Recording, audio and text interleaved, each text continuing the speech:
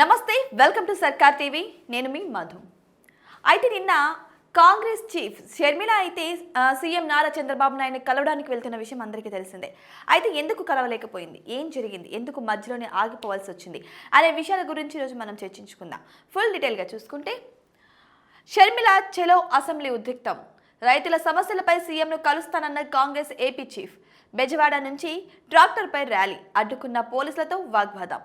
రైతుల సమస్యలను సీఎం చంద్రబాబుకు వివరించే లక్ష్యంతో Congress party AP chief YS Sharmila శుక్రవారం చేపట్టిన చెలో అసెంబ్లీ తీవ్ర ఉద్రిక్తతలకు దారితీసింది. భారీ సంఖ్యలో తరలివచ్చిన శ్రేణులతో కలిసి విజయవాడలోని పార్టీ కార్యాలయం ఆంధ్రరత్న భవన్ నుంచి అసెంబ్లీకి ట్రాక్టర్పై బయలుదేరిన షర్మిలను పోలీసులు అడ్డుకున్నారు. సో ఈ విధంగా చూసుకుంటే ఆల్రెడీ షర్మిల సీఎంను కలవడానికి, అంతేకాదు రైతులు ఫేస్ చేస్తున్నటువంటి ఈ సమస్యల గురించి ఆయనకు వివరించడానికి కలవనున్నట్టు తెలుస్తోంది. సో ఈ విధంగా చూసుకుంటే ఆవిడ ఆల్రెడీ ట్రాక్టర్ నుంచి బయలుదేరినట్టు తెలుస్తుంది. సో విజయవాడలోని పార్టీ కార్యాలయమైన ఆంధ్ర రత్న భవన్ నుంచి ఆవిడ బయలుదేరడం అయితే జరిగింది. కానీ మార్గం మధ్యలోనే ఉద్రిక్తత చోటు చేసుకోవడంతో పోలీసులు కలగజేసుకొని ఆ యొక్క ర్యాలీని ఆపేసినట్టు తెలుస్తుంది. ఇంకా డీటెయిల్గా చూసుకుంటే, అసెంబ్లీ సమావేశాల సందర్భంగా సీఎం చంద్రబాబును కలిసి రాష్ట్రంలో రైతులు ఎదుర్కొంటున్న సమస్యలను వివరిస్తారని షర్మిల ఇటీవల మీడియాకు చెప్పారు.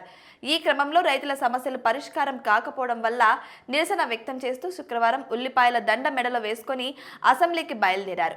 పంటలకు మద్దతు ధర లభించడం లేదని, ఈ క్రాప్ సరిగా నమోదు కావడం లేదని, రైతులకు యూరియా కూడా అందడం లేదని, ఉల్లి రైతులను పట్టించుకోవడం లేదని పెద్ద ఎత్తున నినాదాలు చేశారు.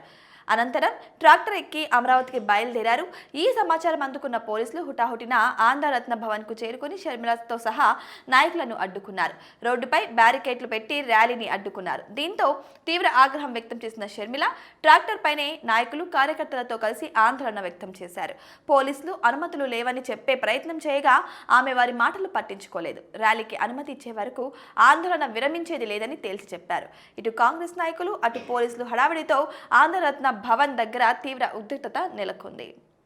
సో ఈ విధంగా చూసుకుంటే రైతుల యొక్క బాధలను, అంటే యూరియా సరిగ్గా సరఫరా కాలేదని, ఈ క్రాప్ కూడా సరిగ్గా వర్క్ చేయట్లేదని, ఇక రైతులకు సరైన పంట దిగుబడి రావట్లేదని, అంటే పంటకు సంబంధించిన మద్దతు లభించడం లేదని షర్మిల తన గొంతుకను ఎత్తి చూపడానికి, అంతేకాదు సీఎంని కలిసి ఈ యొక్క రైతుల సమస్యలను చెప్పడానికి షర్మిల అయితే మెడలో ఉల్లిమాలను వేసుకొని మరి బయలుదేరినట్టు తెలుస్తుంది. అయితే ఆంధ్రరత్న భవన్కే పోలీసులు పెద్ద ఎత్తున చేరుకొని ఈ విషయం గురించి ఎటువంటి పర్మిషన్ లేదని చెప్పినప్పటికీ కూడా షర్మిల వినకపోగా అక్కడే కూర్చొని బైఠాయించి ఏ ట్రాక్టర్లో అయితే బయలుదేరారో అదే ట్రాక్టర్లో కొంతమంది కాంగ్రెస్ అభ్యర్థులతో మరియు కార్యకర్తలతో బైఠాయించి నిరసనలు తెలిపారు.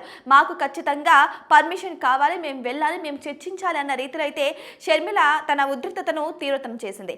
అయితే ఇదే విషయంలో చూసుకుంటే అసెంబ్లీ దగ్గర కూడా కొంత రచ్చ ఏర్పడినట్టు తెలుస్తుంది. ఇటు కాంగ్రెస్ అభ్యర్థులు, అటు పోలీసులతో అక్కడ పెద్ద ఎత్తున వాతావరణం కూడా ఆందోళనకరంగా ఏర్పడినట్టు తెలుస్తుంది.